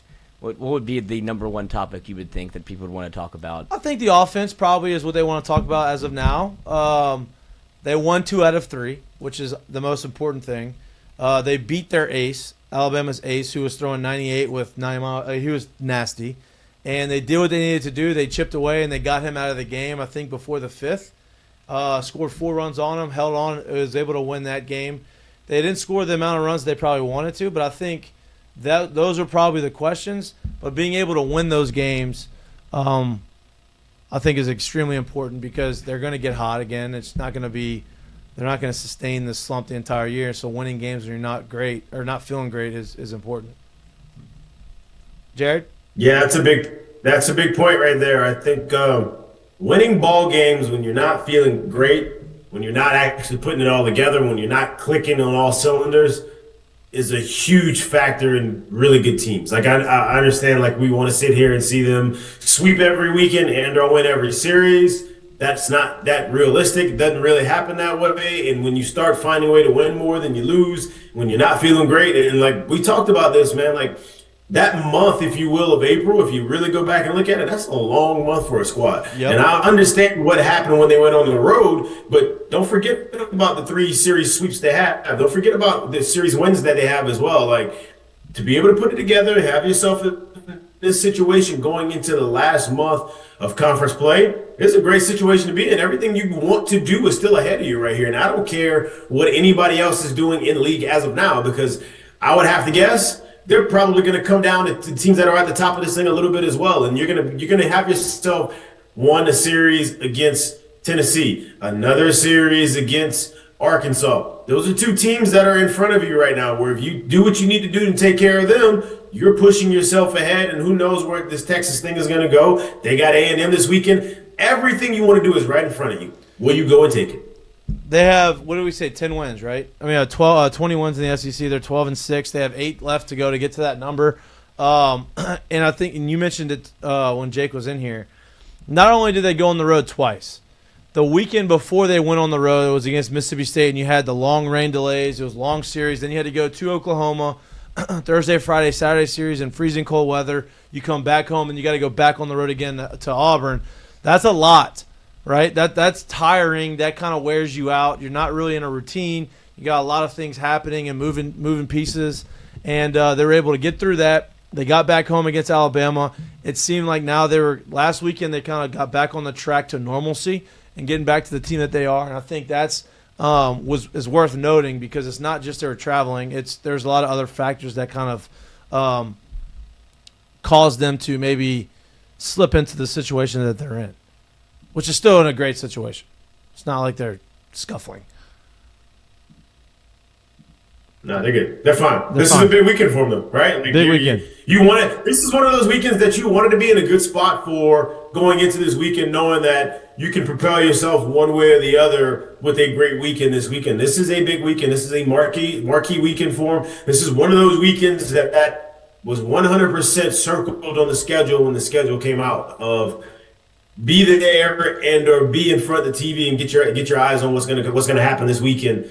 In Baton Rouge. So this is one to be excited for, and I'm sure they are excited, but there's also is there a midweek game this week? Or am I yeah, there's one tomorrow. Don't you overlook the Demons now. Northwestern State. Can't overlook that one first, but we got to show up here, and this is a big weekend that's about to go down this weekend. Yeah, and look, he mentioned it too. I don't know if he mentioned it on-air, off-air, but he also said that, playing a team of the caliber of Tennessee and having those guys come in and having a matchup like that, just naturally raises the competition level for LSU. And sometimes when you get to play those teams, your game gets put back in the right spot because of the competition. You got to raise your level of play, and maybe that's what they need, especially after last weekend, getting back in the winning ways and finding ways to win. It seems like the offense is going to be in a better spot because competition is going to ramp up, which is going to bring, their game, raise their level of play. Yeah, I agree with that. What you think, Lloyd? Yeah, what's your concerns after seeing it through the weekend? You was talking your ass off just a second ago. What the hell you think now? Well, I've used up all my energies. Oh, now I got 2 cameras. Okay. Yeah, okay. Yeah. 2 angles. You're making me dizzy. Ooh, about a nickel. Jesus. No, I thought that some people would be asking about what they did on Game 3, the Saturday game, when you had the opener, which I thought was an interesting move to try to get maybe. I don't know if they want to get Conaware more innings. We talked about it a little bit this morning to get Conaware kind of going, or if it was a Chase Shores first inning struggles issue. Because I still feel like when it comes to the Shores camp, still hasn't been hit hard. It feels like a little bit of luck has been involved in how he's been hit, and now the control has become a little bit of, I guess, a cause for concern. But you can still see the stuff is there. But I thought it was interesting in how they used. Kate Anderson control? No, it's the Chase Shores. Oh, Chase Shores. No, Kate Anderson has no problem with control. Yeah, as long as wind just has to blow I think in. you missed. Yeah, okay, my bad. No, Chase Shores. It feels like it got a little wonky there, but I just was wondering what was that ideal? I don't really know what to take on that, because the guys didn't really know on the team that was going to happen. And like Jared had mentioned, I don't know what Chase's numbers are in the first and second innings. Maybe that was a way for, Jay to shorten the game for Chase Shores and allow him to kind of not have to face the top of the lineup right away and kind of get him comfortable. I don't really know. It was definitely something that I was not. We talked about what could they do on Sundays, and that wasn't an option in my mind. That's not something I even thought about. But obviously Jay has his finger on the pulse and understands it more than we do. And it almost worked out. I mean, he got through the 2 innings, no runs, and then I think he walked a guy, then Chase walked a guy, then gave up the one-dated 3-run homer, and then Chase came back and got the next 2 guys out. But, I don't really know what to think about that. It's going to be interesting to see if they do it again this weekend. Yeah, I think that's the best way to look at it. Jay didn't give anybody like a kind of an inkling that something like that might happen. We hadn't seen it happen yet. And we really, for the most part, kind of hadn't really seen this out of Jay's weekend rotations, if you will. So that's kind of new. So I'm interested to see how he goes about doing this going forward. I don't know Chase's exact numbers in first innings, like throughout the season and or of like late, and maybe there was somewhat of a struggle there. If I had to guess, I would lead more towards that's possibly what it was. Because if he didn't want his arm out there, he doesn't put him in there after that and leave him in there and have him basically run it as like a start from that spot. Yeah. So I don't think that it was I didn't want him out there. I think maybe if anything, that's what maybe it had to do with. So hey, let's see if we can kind of switch this up. Maybe it can spark 2 arms at one time in terms of getting someone else out the pen that maybe has gone out there and been maybe good to start and kind of tailed off. And maybe, hey, Chase has kind of struggled here. Maybe we can kind of get somewhere to ease him in a little bit. So, like, maybe there's different ways of going about it. But like we said, it'll be interesting to see if that's what happens again this week. And if that's how they go about it this week. Or it'll be interesting to see if he chooses to go somewhere else or with someone else in that situation. Right. Another interesting conversation that we had, which was not on air, was we talked about is Devin Sheeran going to be healthy and available to pitch this year, and he's apparently throwing live at bats, and which means he's on the mound and he's building up for gameplay. That bodes well. Apparently he throws 98 and he's been looking really good. So some reinforcements in the bullpen could be here soon. Don't know if and when that's going to happen, but it seems like he's tracking to be a part of this team during the stretch run, which would be a huge addition.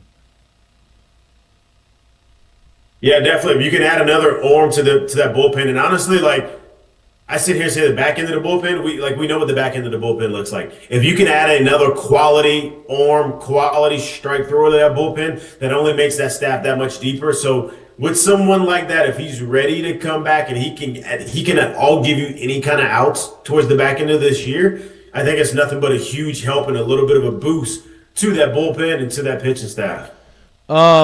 Jared Jones, still not himself completely. Had 2 big swings though. The opposite field double that was I think 107 miles an hour off the bat in right center field, and then an opposite field home run against the wind. Both those swings makes it feel like he is starting to kind of come out of it. Do you feel the same way? Yeah, I mean, I do. But I've always told you, like, watching what we've done in the middle, and I honestly want to see, too, like what we saw on Sunday in terms of the lineup switch up and what they did. I think a lot of times guys like this on a team like this, when so much of the focus becomes on you and how they pitch you and how they go about you and what they either will or will not let you do, and they worry, and either you're in your mind or you think that they're in their mind about how they're going to pitch you, as opposed to understanding that you're just one of the bunch, even if you are, quote unquote, the guy. I think a lot of the struggles come to around that. So I do think watching that lineup get moved around a little bit, is there somewhere in Jay's mind where he's like, I can spark this thing a little bit more by maybe getting more people on in front of Jared to where there isn't a real chance of sitting here and basically kind of pitching him how you want to, if you will. Right. Maybe if I get more guys on in front of him, moving, and they're in scoring position, there's runners on second and third, and there's good hitters behind them, maybe you don't pitch around him or you don't pitch him so carefully, if you will. And I think maybe that's what he was trying to do there. So obviously, look, they didn't win. They didn't put up 15 runs. They didn't put up 20 hits in that game on Saturday. So will they do it again this week? Remains to be seen. But I do think maybe that's kind of a thought process that might be going on inside the walls, if you will. Yeah, without a doubt. Lloyd, anything else concerns you? I am not concerned at all about this LSU baseball team. I agree. You've seen them play, and we talked about this when it was happening, and he mentioned a little bit, like coming off of the the Frisco Classic or when the Cajun-omics Classic, all of these, when LSU, it felt like they were playing their best baseball, right? And we were wondering, is this the best version of LSU? And to see how they've been able to win multiple baseball games in a multitude of ways, I feel like that should be more of the story as opposed to, oh, they're just squeaking by, the offense isn't producing. I think you're seeing what SEC competition can do, and for LSU to be able to sweep a couple of these series and now win 2 out of 3 against a very good baseball team and what Alabama was and how you won it, I think that should be a net positive as opposed to let's focus on the negative on this team. Well, and here's the other deal. What's the main objective of playing of 2 out of 3? It's to win the games. Just to win, right? I don't care how you win. Well, that's what Jay said. He's like, well, I don't care of what you brand our style. My style is to win, right? And they won the 3rd most as in the SEC right now, right? And so whether you like the way it's looked or not, they're winning games and they're back in the winning ways, and it's going to be a very energetic, fun series this weekend at home against Tennessee. And so that's all you can really ask for. And the SEC is a gauntlet, dude, and there's going to be a lot of battles. Vanderbilt swept Georgia this weekend, right? Georgia is now 10-8. Vanderbilt is now 11-7. 2 weeks ago, everybody thought Vanderbilt was kind of dead. Now Vanderbilt's right in the mix. Tennessee's 12-6. LSU's 12-6. Arkansas 13-5. Texas is the one that's kind of, standing at the top and a little bit of a gap between everybody at 16-2. But they're playing A&M this weekend, and so it's going to be a battle. I mean, you've got 1, 2, 3, 4, 5, 6, 7, 8 SEC teams with 10 SEC wins, right? At least 10, right? And you got 2 more at 9-9 between Alabama and Auburn. So it is a gauntlet, and there's a lot of really good teams, and it's going to be a battle until the end. So that's 12 teams with at least 9 wins. No, 10. No, 10. You said 10 had 10. So no, I had 8. 8 had 10. Oh, 1, 2, 3, 4, 5, 6, 7, 8. 8 with had 10 wins, and then 2 had with 9. So you have 10 teams with at least 9 wins in SEC play. Yep. And there's a real chance that Missouri goes defeated. Right, and A&M's 8-10, and they're hot, right? Kentucky just beat Tennessee. So, I mean, it's a gauntlet. It's tough. You're seeing what happened in SEC football, where everybody just kept hitting each other. They were just all throwing bricks at each other and caving each other's heads in. Yeah, you're saying that, but let's be honest, this whole SEC baseball thing has been happening just as long as the SEC football thing. Oh, 100%. That's the truth about it. I don't think people really understand that. This has been a thing for a long time in the league right now. I think it's just been elevated because of the addition of Oklahoma and Texas, to where now there's more eyeballs on it, to where it's gotten even more parity in the league. You see Texas go to a national championship in their first year in the SEC, and now they're making this run in baseball. For better or worse, it's been good for both sports. It's been good for football. It's been good for baseball on the SEC side. 100%. And like Jared said, it's always been this way. I think the coverage is more in depth now. Mm-hmm. And so I think that obviously brings more visibility to how deep the conference is. The transfer portal has brought some more visibility to it because people are transferring in. There's a lot of factors, but the SEC has always been, in my opinion, the top baseball conference in the country, and followed by the ACC, which I think is still the case today. Big 12 is pretty good too, but not as deep as the other 2. How many teams go to Omaha? 8. How many do you think are from the SEC? Last year was 4, right? Last year it was split in half. It was 4-4. Yeah. SEC and ACC. Yeah. It's the only ones. Yeah. And I wouldn't be surprised if it's a lot of the same this year. And I'd be shocked if you saw 5 SEC teams in Omaha, because I think the way the bracket will end up being set up and shaken, and the way it shakes out is to where it almost couldn't be more than 5, if that makes any sense. Yeah, it's going to be. So I do think it's kind of. Yeah, I think it's going to kind of you're going to be basically eat your own and eliminate each other. And I think high possibility there's another 4 there this year. Yeah. Let's just put it like that. I agree. NIL young boy, that's Cap. You got to be a little bit worried about the next 3 series with the way the offense has been looking. Who's that? NIL young boy. It doesn't have anything to do with the offense. I personally think, there's reason to worry about it because you're playing 2 very good teams. Right. 2 very good teams. Yeah, you can easily lose those, but that doesn't mean the way the offense is looking, I'm scared. It means, hey, look, you're 12-6 right now. You want to get to a spot to where you get a chance to host. There isn't much more of a better spot than you're in right now to be able to host. Right. Let's just be honest about it. Like, you've done what you needed to do in this situation. You put yourself in gear. Now you're going to go play two of the next 3 weekends are teams that we saw. Well, 3 of the next 3 weekends, let's be honest. Because the start of the year, you're going to sit there and you have Tennessee, you got A&M, and then you got Arkansas. We knew all 3 of those were really good teams. Yep. And we knew, hey, there's a large portion of this season that was going to deal on how well did you play against those 3 teams. Now, getting to this part of the year with a 12-6 record, good. Yeah. Because now you're in a spot where you're not in dire need to either sweep these series or to win all 3 series. You just need to go play quality baseball. And I think that they're in a spot to go do that. And they've shown you all year they can beat you in 2-1 ball games. They can beat you 17-8. They can do different things. So to sit here and say that we can only win one way or the other is kind of crazy. Let the chips play out as they may right here, in my opinion. 100%. I mean, it's no matter if LSU was playing as the best baseball that they've played all year, it was still going to be a series that was going to be nerve-wracking and tough. And, you're playing teams that are really good. So it's just every game is a battle. It doesn't matter how well or how bad you're playing. Every game's a new day, and it feels like they kind of have that mindset. I'm looking forward to this weekend. It's going to be awesome. Looking forward to our tailgate. Absolutely. Starlink's going to be hot and ready. Pastelai will be in the pot. Hot and ready. Hot and ready. Some alcohol flowing. Hot and ready. Well, hopefully not hot. The weather going to be what? Hot and ready. Hot and ready. The weather's supposed to be hot. I think the high on Saturday as of now is 90. No rain as of now. Oh, boy. Oh boy. The humidity's coming. Oh, it's here. Oh, it's here. And I don't have the capability to wear shorts. It's here. Yeah, I'm definitely a shorts day. I'm going to be pants it up. Do it Tough. for the boys. Oh, DJ Trauma Gaming. I work for the Saints Pels. I love this show. I'm willing to help you out wherever I can. Send them an email. Oh. A little marketing. Okay. It's criminal. I just found the show 3 weeks ago. He said that? Mm-hmm. Nice. I appreciate that. Send the info to Lloyd. I did. I sent him an email. He said it would be either tonight or tomorrow. I'm enjoying my beer in the show. Yeah, don't I work harder than appreciate you, man. to. Thanks for that. Absolutely. Thanks for those nice words. Hopefully we continue to get better. We'll love any help, any suggestions that you can give us. Sponsors would be great. Just one.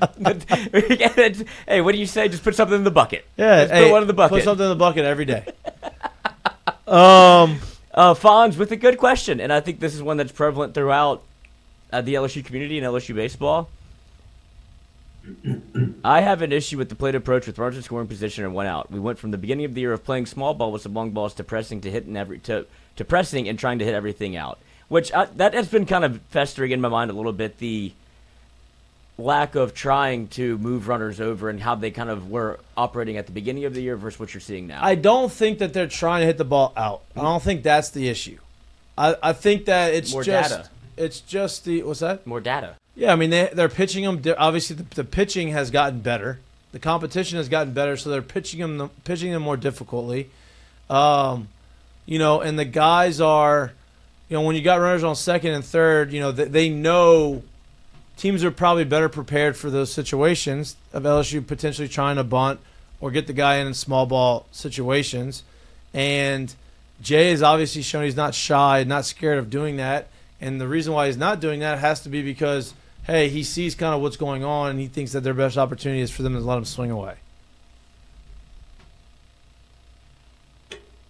Yeah, I wouldn't disagree with that. I just think this thing goes in waves, man. And I would absolutely love to see them blazing up the entire league and doing everything. But I also understand that usually doesn't happen for the totality of the season. And you kind of go up and down and you find the ins and outs. And you want to be getting hot. You want to be getting better towards the back end of the year. If I told you right now they were playing their best ball and they hadn't gone through anything in the season, I don't know about you, but I personally would be like, shit, man, This is baseball. Not only individually, but as a team, you're going to go through the shits of the season. And if you hadn't gone through it yet and you hadn't struggled yet, whether that's by win or loss, yep. That's when you start to look at it and be like, all right, I don't know how great I feel about this because I just know what a baseball season brings to someone. So to still be sitting here as a top 2 or top 3 team, and I get it. We're sitting here saying what they've done lately as opposed to early in the year. Well, guess what? All them stats go together. And to still be sitting here as a top 2 or 3 team in the league hitting, I'm fine with it. I know they'll get to the other side because we know what is preached in the building. We know what kind of hitters they have. Like, we're not sitting here looking at a team that's the 98 LSU Tigers. Like, they're not going to hit a million homers. But what they are going to do is put pressure on you. What they are going to do is be tough outs. What they are going to do is drive the ball in the gaps. What they are going to do is go first or third. So as these things start to come back around, stick with them. Stick with them. It's not something that I'm not really that worried about. Completely agree. Y'all are getting a lot. I'm not reading all of this. It's a suck fest in here for you too. Oh, really? I love that. I bet. Give some good comments.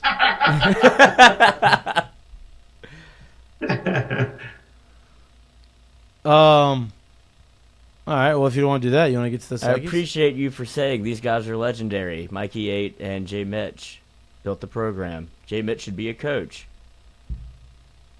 Oh, here's a question from DJ. First off, sidebar too. I appreciate that, but we damn sure didn't build this. Yeah, I was going to say damn sure. We just kept it. We damn sure didn't build this program. Tried to keep it afloat. That's all we try to do. These guys are grinders. That I'll take. Math is hard. That was our fault. Anyway, Math is hard. It is. Another question here. What do the guys feel about giving someone else a start on Sunday? Truly, I know we love Shores, but we got a good start, 2 innings pitch and 1 run Sunday from where? Well, okay. Ware did what he needed to do, but if you watch the game, he got hit hard. Like, I know it's part of it. Getting outs is part of it. Yeah, he got ripped. You know, he got hit pretty hard. It ended up being working out. Do you give somebody else a start? I'm not saying yes or no to that because, you know, I still think, in my opinion, Chase Shores is going to be a key contributor for this team to make their run to Omaha. Like, he has to be. He's too good not to be. But, you know, Jay's obviously shown that he's not afraid to make the change on Sunday. So, would I be shocked if there's a new starter? No. Do I think that there's going to be a constant new starter on Sunday? No. I don't either. I don't think, I think they're still in on Chase. Like, I truly do. And I don't even really think it's that big of a deal. But I don't want to change the subject, but I'm just going through it and looking at it. And to date, as of April 20th, so obviously, like I said, I get it. We're talking about as of late maybe, and this is throughout the entire season. LSU sits second in the league with runners in scoring position, hitting 333. The only team in front of them is Arkansas, hitting 361. So when you look at it, don't just look at it in a vacuum of 1 weekend or 2 weekends. This has been, on a season, a very good team hitting with runners in scoring position at the top of the league, pretty much. So understand that. Great point. Correct. I mean, that's the thing is the entire. You have to look at the entirety of the season. You can't look at it in 2 weeks. They're actually, and it's funny too when you look at them with runners on this season. Just runners on, they're hitting 333. With bases empty this season, they're hitting 298 as a team. Yeah. With runners in scoring position, they're hitting 333 as a team. Yeah. So against lefties, they're hitting 310. Against righties, they're hitting 321. It has been one of the most consistent offenses in the entire league. And that's really what you have to look at it as opposed to anything else that you're trying to put in a vacuum to see it a different way because it hasn't been at the top of what its production has been all year. Spot on. Spot on. They're going to have another good lefty on Friday. Liam Doyle. Oh. Sounds like they want to get him. Yeah. They hit him well last year when he was at Ole Miss. And there was a bit of controversy. There were player votes of who to leave, who to stay. Oh, I didn't know that. Yeah, somebody dropped that nugget in the chat the other day when they were talking about both guys left, or one stayed. I forget what the story was, but apparently a good bit of drama between the two arms that left. I'd imagine. Yeah. Leaving an SEC team to go to another SEC team, I'd imagine there's some drama in that. Oh, the Brady Neal story was epic about him noticing Bear at third. Dropping the bunt. Smart move. Great play by Bear. Well, Probably shouldn't have shown his hand. Shown his hand. Probably shouldn't have shown his hand before. That's how confident he was. Yep. Yeah. Joke's on him. If Mahtook or Mitchell and Landry are sitting in Alex's box, people will recognize them. Don't matter the age gap. That's royalty and legendary status. Appreciate that. It is. Appreciate Yeah. Wait, say that again? I didn't hear that. Say that again? Oh, God. If Mahtook or Mitchell are sitting in Alex's box, people will recognize them. Doesn't matter the age gap. They're royalty and legendary. These player interviews are You're breaking up. You're breaking up. I can't hear you. Oh, my God. No, it's just fine. I'm just kidding. That's because Mikey and Jay Mitch played LSU baseball in half a dozen years in the bigs. Jay Mitch was MVP in Omaha and played a dozen years of pro ball. Let's not forget Jay Mitch won a natty in football. Can't be mad at these two. Boom. Say it louder. We don't know what this shit we're talking about. I don't know why anybody listens to this. Yeah, me either. But we appreciate you tuning in with us. We really do. Lloyd, we couldn't do this obviously without you. You are the driver. You're the captain of the ship. And you also bring the energy, personality to the show that we need. So we don't know. Legendary status for you as well, my friend. Oh, thank you, sir. Oops. Put an ad in. Somebody's trying to super chat. Especially when you take your medicines. Especially when you take your medicines. Yes, sir. I know. It's a crime. They only give you 30 for 30 days. So sometimes you need a little boost. Sometimes you need 2 in a day. Speaking of, I work 3 jobs. You want to? I got 2 phones. You do. You're hustling right now. Ugh. Do you want to go to your mistake of the day? The mistake of the day right now is that we don't have super chat turned on, which I'm trying to fix as we are trying to get some people are trying to throw some money in. Oh. Let's see if I can fix that. I would love that. If not, y'all come back on Wednesday. Or just Venmo Lloyd-Courtney. No, don't do that. And I'll make sure it gets to the proper hands. I do have a mistake of the day. Had a wild one, but the verbiage in the Shannon Sharp alleged lawsuit might be too wild for even this show, as it is graphic. I haven't even read it. Oh, you want me to read it? No. I mean, no. If you think it's too graphic, then don't it's read it. rough. Then send it to me on the side. Let me read it. Yeah, bro. You want it for yours? No, not for my own viewing. Pleasure. I don't know if that. Yeah. So you got another one? Yes, here it is. Mistake of the day is thinking that you can chirp Anthony Edwards. Oh, yeah. Hold on, let me see. Let me make sure I find it. Yes, mid-game 1, Anthony Edwards chirped a fan about his salary and other things. And so I'll let the clip play itself out. Because Anthony Edwards, not one to talk shit to because he does not mind talking shit back as he does not care. Let me go ahead and grab this. Catching gear looks great behind you, by the way. Oh, thank you. I need to get the helmet from... Oh, they want... that's their next pick for head coach. Milazzo, 2039. Ah. I don't think that's enough time. Jay's going to be here a while. Just turned 30. Yeah. Milazzo would have to get into coaching for that. Okay. You suck!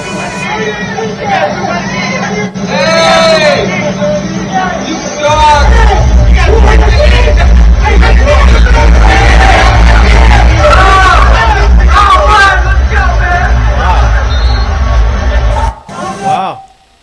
200 million, my dick's bigger than yours. That's a lot going right for him. Yeah. Hard to, See, that's the other thing. The fan just saying the same thing over and over again. Very annoying. Anthony probably could have just let that one go, but couldn't. 200 million's a flex in its own right, but then... Yeah. Couldn't do it. And not only did he say that he was bigger than him, he really just emphasized it with the grab. Yeah. Yeah. Probably warm in there.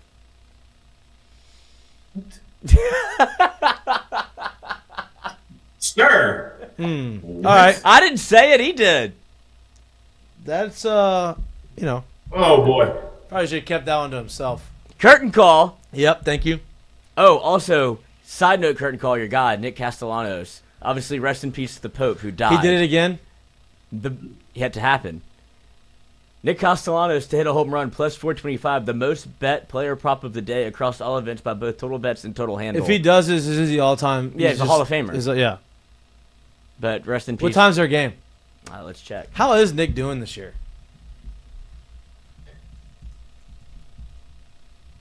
Oh, they're playing right now. It is in the top of the 6th.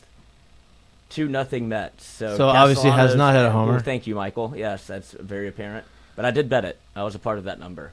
I did this morning. Of course you bet it. Yeah, I'm not missing out on one of this. Why would you not? I should be on this trend. Oh, so Nick has probably been hurt. He's playing. Yeah, but he has 88 plate appearances. How many games have they played? Probably right around 30. Probably getting close to 30. It's April 21st, so like maybe not even 30 yet. Yeah, I mean he's played in 22 games, so he must. I mean maybe he's been in for a majority of them.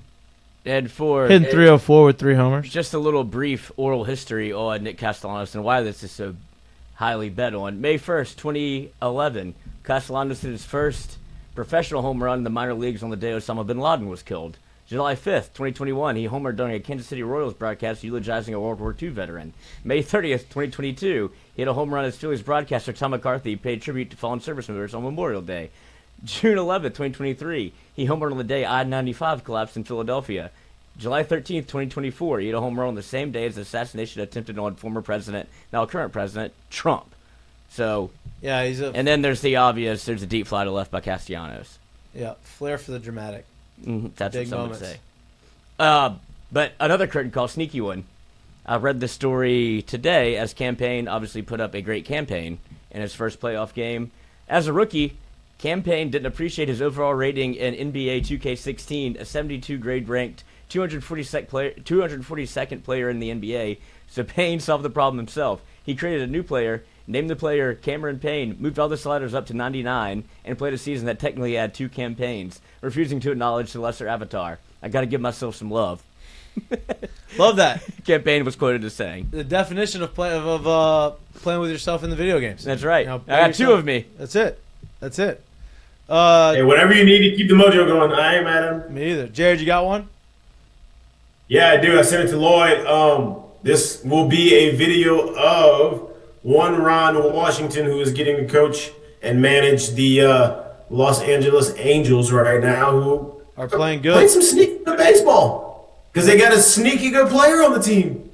But listen, the video is of Ron Washington because, man, if I can have that kind of energy at that age and bring that kind of life to a dugout, well, I'd be a happy man too. Hey, relax, bro. Relax, bro. Just don't do it to the Louisiana native. Just run the video. Ron had a hell of a life. Still does. Just run the video. That's not Ron Washington, by the way. Show with the energy.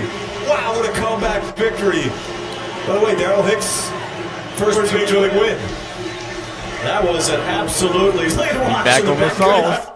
Mike Trout's playing good. I want my manager with 2 feet on the dirt giving me the triple fist pump with a snap in there too. Like I like that too. I mean, give me all of that. Ron Washington, maybe one of the top 3, 4 all-time liked managers ever. I mean, I've never heard somebody play for him not like him. And still does infield with him. Great infielder. Great infield coach. He's a great infield coach. That's why. Mm-hmm. Yeah. My curtain call.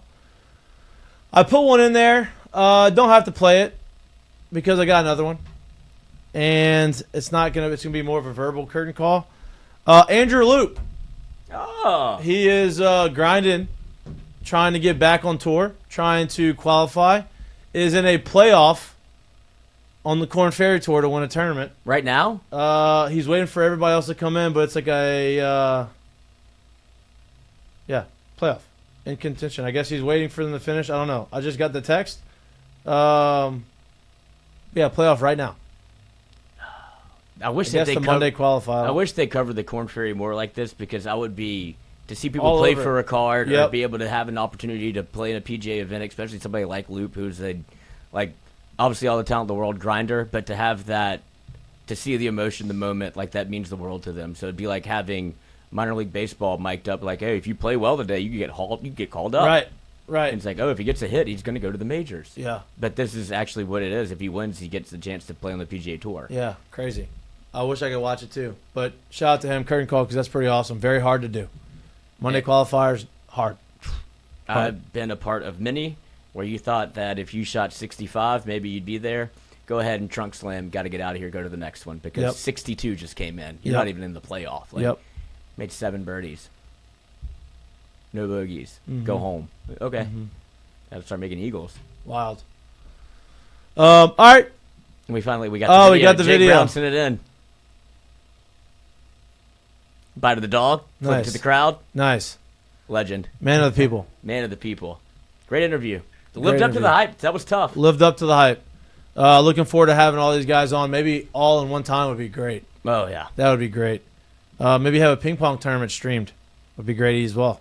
Put a super chat up there. I mean, I don't think they need the money. We need to get the super chat going. Yeah. Yep, it's okay. We'll figure it out. Like please come back with the money. Lloyd-Courtney. Please come back with the money. Jay, you in town all week? You going to your big boy job? I will be in Charlotte.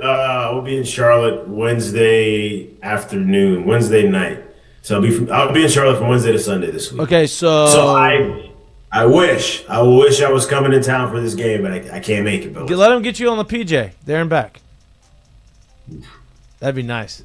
That'd be nice. Tell him that you want to call a game. Only thing is literally the show is like right after game. So yeah, you're right. You could do it like Kirk Herbstreit did on the airplane or in the car.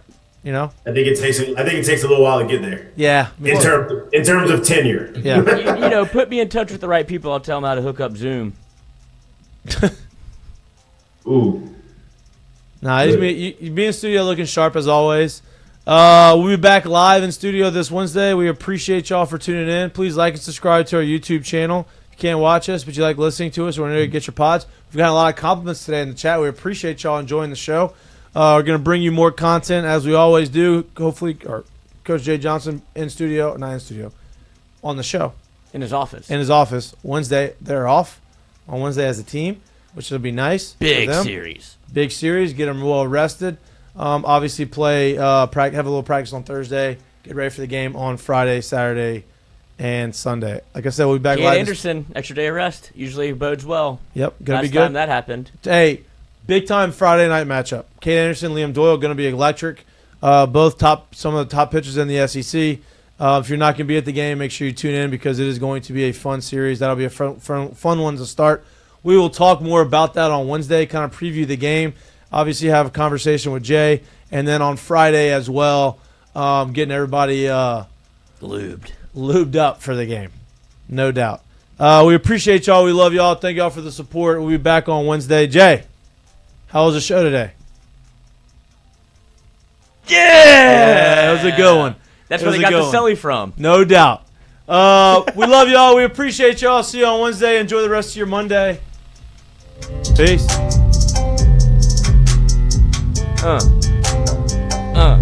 Love y'all. Super chat to me on Venmo.